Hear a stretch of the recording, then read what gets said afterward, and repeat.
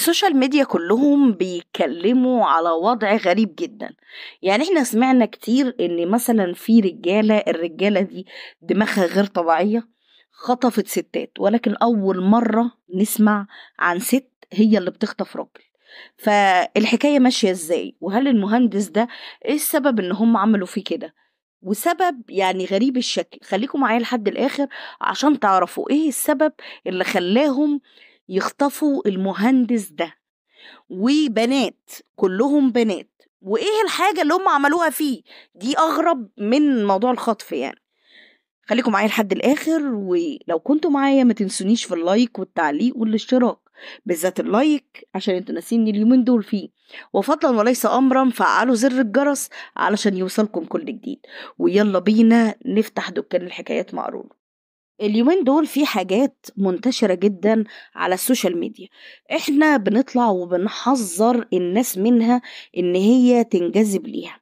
في كده انت بتبقى قاعد بتقلب كده على السوشيال ميديا وقاعد كافي خيرك شرك، بتلاقي فجأة كده طلع في وشك بنت جميلة جدا وشكل جميل جدا، بتقعد تتكلم يمين وتتكلم شمال. بتبص تحت البوست بتلاقي زي انستجرام، تليفون، حاجات كده للتواصل. طبعا الناس اللي دماغها في الامور دي، ودول ربنا يكون في عونهم ويهديهم، بيبتدوا ان هم يتجهوا انه يتصلوا بالناس دي.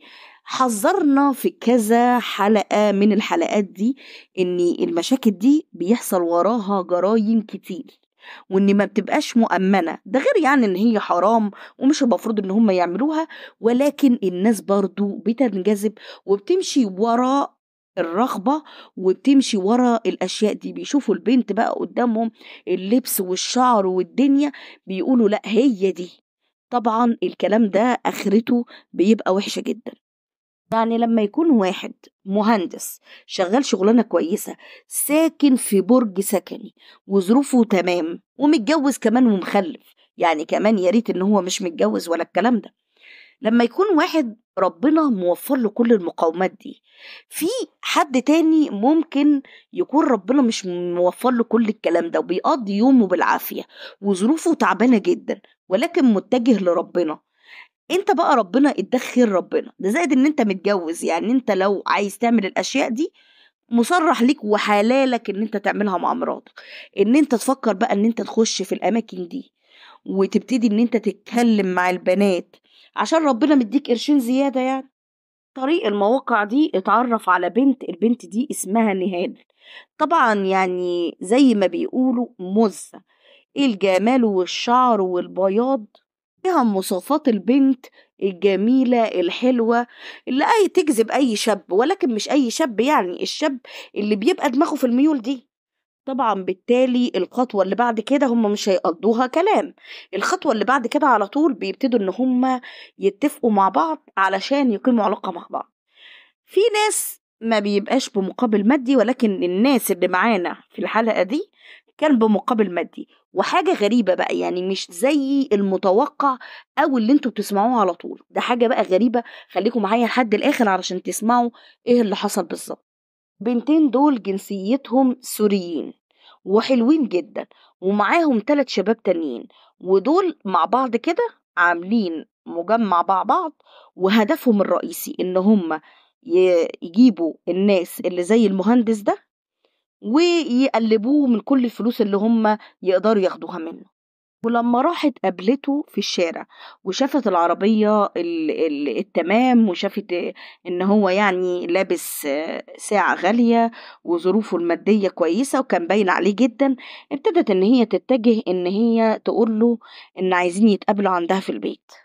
وفهمته كمان ان هي معاها بنت تانية، فطبعا انبسط جدا، يعني زاد من الانبساط، بدل البنت بنتين بقى وهيعيش اللحظة. فراح معاها وطلع لحد فوق وابتدوا ان هم يخشوا البيت. بمجرد ان هو خلع ملابسه لقى ال3 رجالة داخلين. اول ما دخلوا طبعا ابتدوا ان هم يربطوه ايدين ورجلين ويحطوا شريط لاصق على بقه، وطبعا يبتدوا ان هم يصوروا والبنت بتعمل مع الغلط. طبعا هو شخصية محترمة، والمفروض ان هو يعني حاجة كويسة في المجتمع. فلما يبتدي ان هو يشوف الوضع ده والصور والفيديوهات، يبتدوا ان هم يقولوا له انت هتتنازلنا عن العربية اللي مركونة تحت، وده هيكون مقابل الفيديوهات، وكمان هتدينا مبلغ من المال. كمان يمضوه على 4 إيصالات أمانة.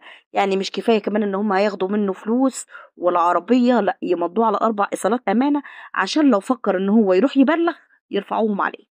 يبتدوا إن هم يبصموه ويمضوه على كل الأشياء دي، ويقولوا له إن هو يروح يجيب لهم الفلوس ويرجع، علشان يقبلوا إن هم يمسحوا الفيديوهات والصور.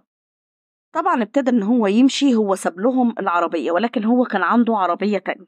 ركب العربية التانية وقعد جوه العربية وقعد يفكر ان هو يعمل ايه. لقى نفسه ان هو مشوش ومش عارف يفكر ولا يقرر ايه اللي ممكن يعمله. راح مكلم واحد صاحبه وحكاله على الوضع اللي هو فيه كله. صديقه ده قال له اني صدقني الموضوع مش هيرسى على كده، ولا هيرسى على العربية، ولا هيرسى على المبلغ اللي انت هتديهولهم.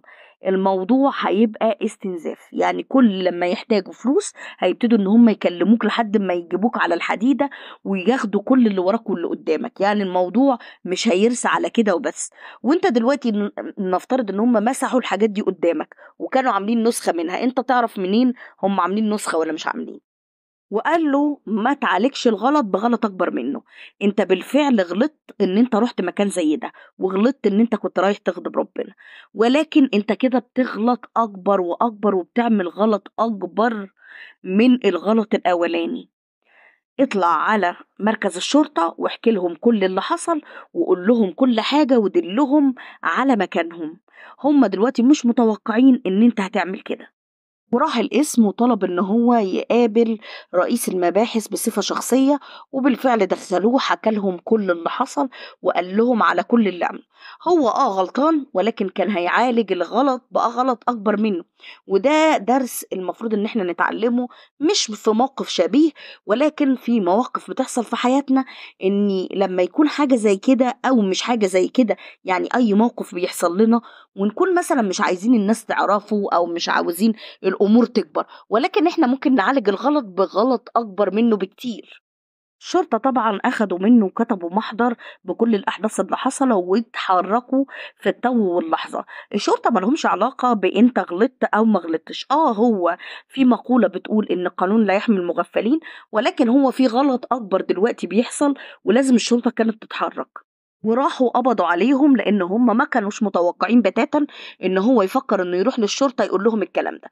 قالوا ان هو هيخاف من الحاجات دي تنزل على السوشيال ميديا، فبالتالي هيروح يجيب لهم فلوس ويرجع.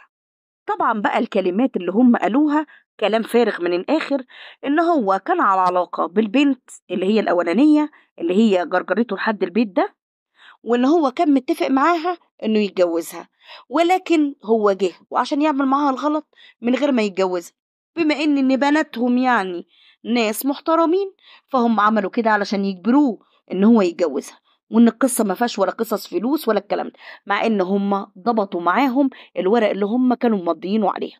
وما زالت طبعا التحقيقات لسه شغالة لأن الموضوع لسه حاصل جديد، ولكن أكيد يعني هم هياخدوا أقصى عقوبة في الموضوع ده. وأي حد يفكر إن هو يعمل كده في أي حد هياخد أقصى عقوبة، والقضاء والشرطة هيبقوا راضعين معاهم ردع جامد جدا. ده زائد كمان ان احنا بنحذر للمرة المليون ان مفيش حد ينجذب للامور دي، ومفيش حد يمشي ورا الحاجات اللي بتبقى على السوشيال ميديا او الحاجات اللي موجودة في الشارع. كل الحوادث اللي احنا بنقول عليها كلها وراها مشاكل من هذا القبيل. علشان كده احنا بنقول ان احنا لازم نستفاد من اخطاء غيرنا. وعايزة أسمع آرائكم في التعليقات، وبنختم كلامنا بدعائنا: اللهم استرنا فوق الأرض وتحت الأرض ويوم العرض عليك. Free audio post-production by alphonic.com